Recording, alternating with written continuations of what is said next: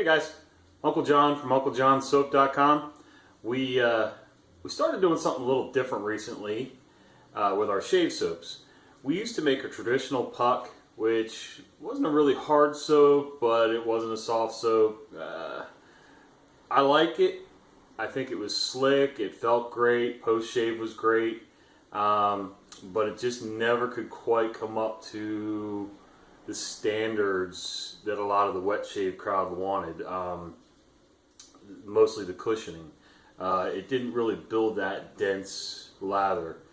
So after some extensive research and trolling the forums and the Facebook groups for a little while and then joining in the conversations, I started asking people, what is it that you want? What is it that you like about the texture, the lather, the slickness? And after compiling all that information, I came up with my own recipe.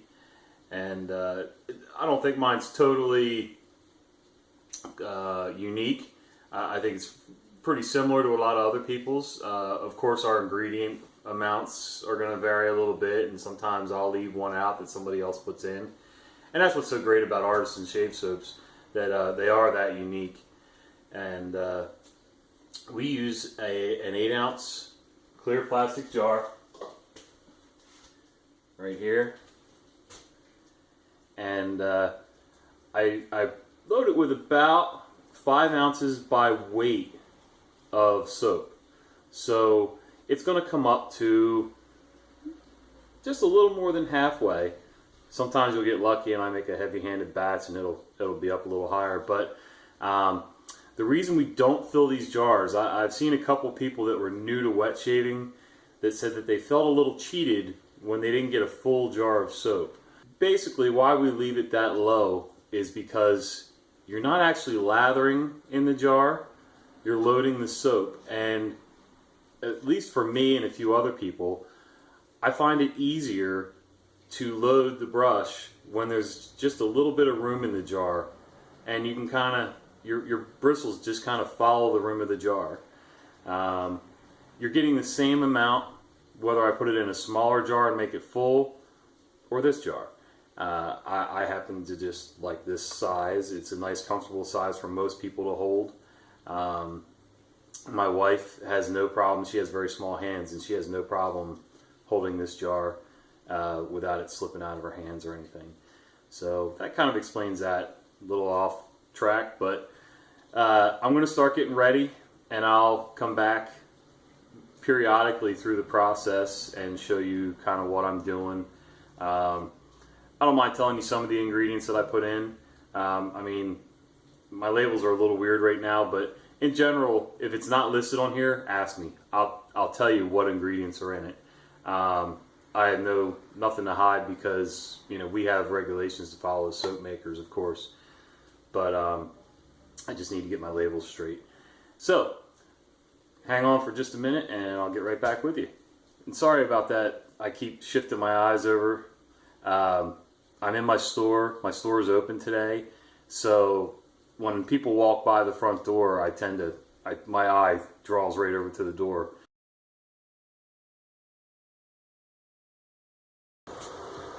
Okay, before I start anything, I start with our lye water. Basically, I have a measured amount of water that, you know, according to my recipe, what I need. And to that, I've added my lye. I use 2 forms of lye for our shave soaps, which a lot of artisan shave soap makers do. I use potassium hydroxide and sodium hydroxide. They balance each other out, so it's a solid soap, but it's still soft. So it's almost like a hard paste. Sodium hydroxide helps allow the soap to be a little more readily dissolved, which helps whip up the lather. So that's kind of the theory behind that. It makes the oils and the soap a little more workable. And then, like I said, we'll start with the oils, set this aside to cool for a little bit, and in the bowl, we're doing just a small batch. So in the bowl I have hydrogenated soy, soy flakes, and coconut oil. That's the start with our solid oils. Next, what I'll do is I will melt this down, and then once it's liquid, I will add the other liquid components, which is castor oil and glycerin. While all that's being worked on, I will melt the stearic acid that I add to the recipe, and that will, the high stearic acid is what really, I don't know if it makes lather, but I do know that it makes the lather available more dense, and it makes it last longer so that you can, you know, do a second or third pass with your razor without having to necessarily reload your brush. And so it makes it stable, basically. So yeah, that's our main ingredients, is soy, coconut oil, castor oil, glycerin, stearic acid, yep, I think I mentioned that, I'm not sure. And that's about it. We try to keep it pretty simple, and stay tuned for the next part. Okay guys, I'm back. We've got our solid oils, our liquid now. They've been heated to get them all melted. And now we're going to add our liquids.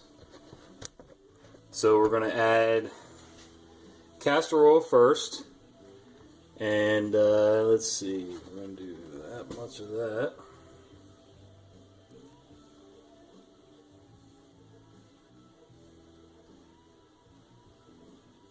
And everything's measured by weight when you're doing soap. Pretty much, well, most people don't measure anything by volume when they're soaping. I happen to do volume for our fragrances and essential oils. And now we're going to add just a little bit of glycerin.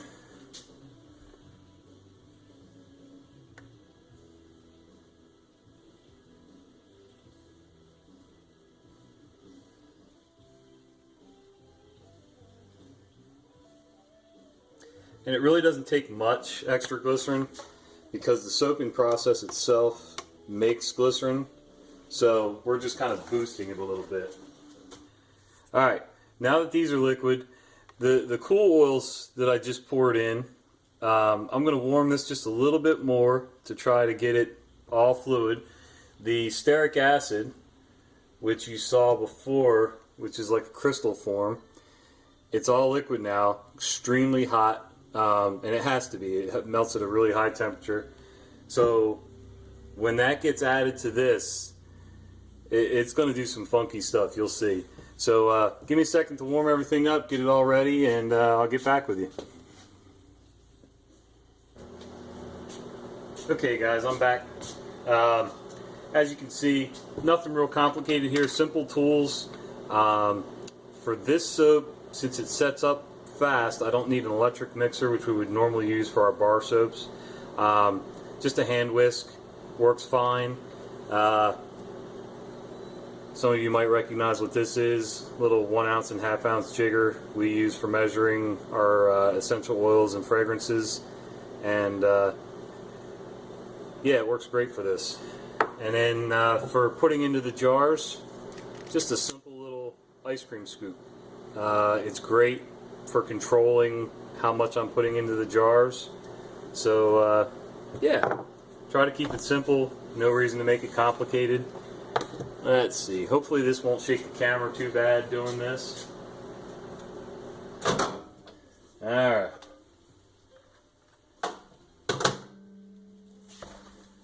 And we are making Cedar Lodge today, which is a cedar and pine scent. Okay guys, sorry if this is a little choppy. Like I said, my store is open today, so when customers come in, I have to stop the recording and get everything going here and take care of my customers. So I'm gonna get the scents ready.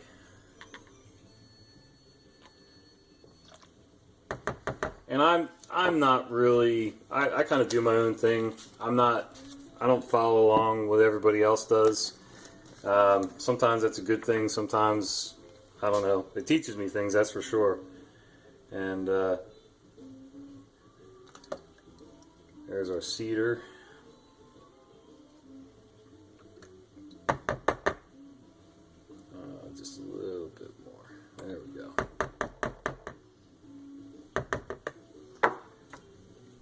Hopefully that's not shaking you guys around too much there.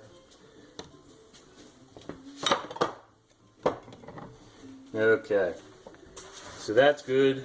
And unfortunately, our stearic acid started crystallizing, so I'm going to have to warm that up.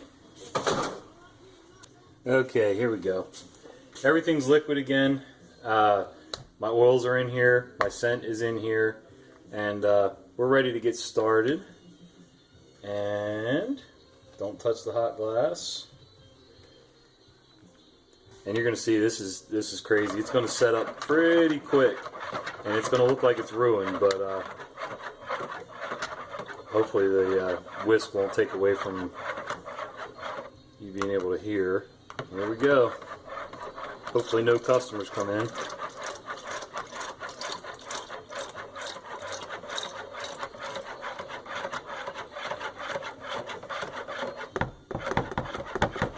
So far so good. Now when we add the lye water, which is cooled to just above room temperature, probably about 85, 80 degrees. And this is where it gets interesting.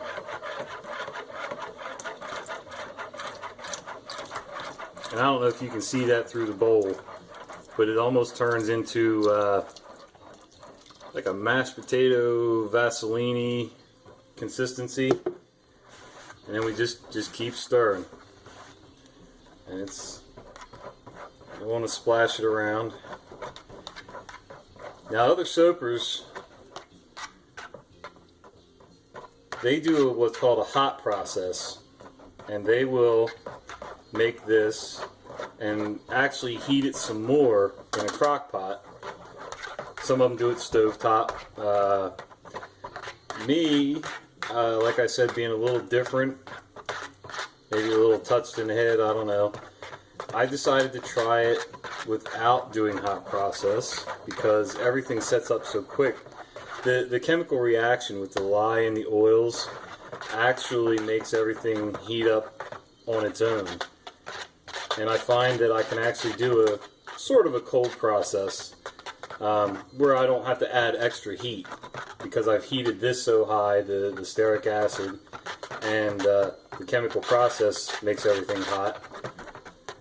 The only thing I have to be careful of now is not to put it in the jars too soon because it will warp the jars basically, because they are plastic.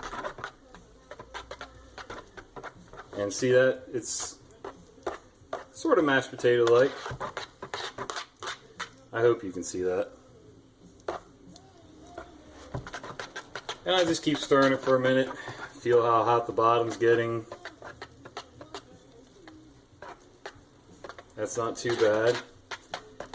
And I use just a little bit of extra water in my recipes to make it stay a little more fluid like this. But yeah, it's a little different. Not quite as easy as making bar soap. A little more labor intensive. Alright. Now comes the fun part. Like I said in the beginning, 8 ounce by volume jar, and I put 5 ounces by weight of soap in there. I actually put a little bit more, but when it dries and the water evaporates, it should be about 5 ounces. And I weigh it as I go, try to get it as close as I can. And then what we do is we just give a little tap on the counter, flatten it out a little bit, and set it off to the side to cure.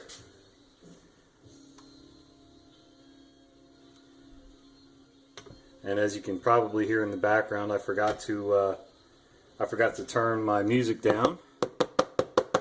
That's all right. I don't know anybody that doesn't like a little bit of blues. And this will act a little funny as it heats back up and cools a little bit. It'll act like it wants to separate. I've never had any separate on me, like totally separate, but it's nice to keep it stirred up, keep everything consistent.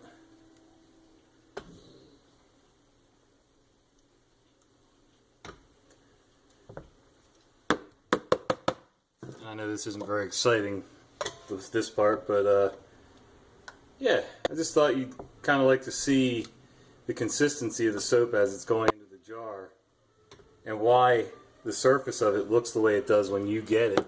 It has that, it looks almost like it was poured thickly, you know, while it was thick into the jar. So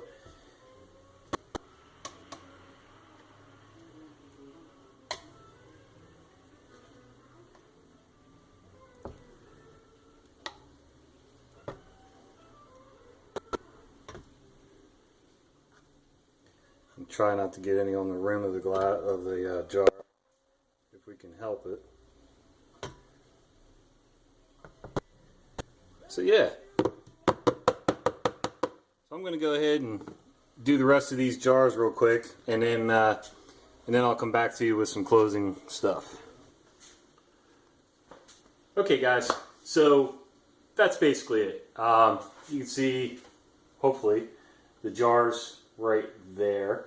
So now you know why artisan soaps tend to be a little more expensive. There is handwork involved. Alright guys, have fun, and we'll see you next time.